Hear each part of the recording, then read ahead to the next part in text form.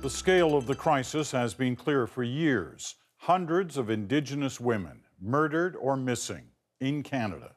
A haunting national disgrace with no solution in sight.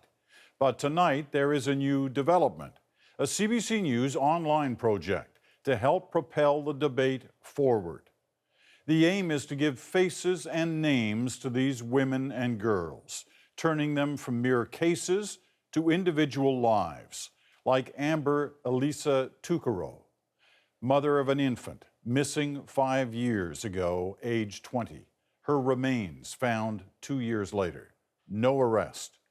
Learn about her life, hear from her loved ones. Details we will continue to fill in her story and in those of more than 200 others. Connie Walker is our lead reporter on the project. Sue Martin has lit this fire for her daughter, Terry Ann Dauphiné, and the hundreds of other missing or murdered Indigenous women. Yes, I'm traumatized. Yes, I'm hurt. I'm not that mom I was 13 years ago.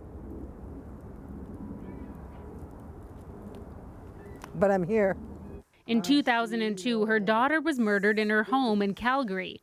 And although she said she was led to believe there would be a quick arrest, 13 years later, no one has been charged. I don't want another mother or another father to feel what we're feeling, or siblings to feel what Terry's siblings are feeling. But it's a pain known by hundreds of families across Canada.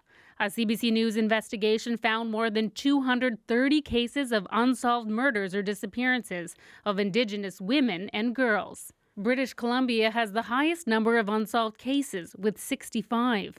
Alberta has 51, Manitoba 44. CBC News interviewed more than 110 of their families. We found 70% of the deaths and disappearances occurred off reserve in urban areas. 60% say their loved one lived circumstances that may have put them at higher risk: hitchhiking, serious drug or alcohol use, or sex work. An overwhelming majority were dissatisfied with the police investigations. The average rating was 2.8 out of 10.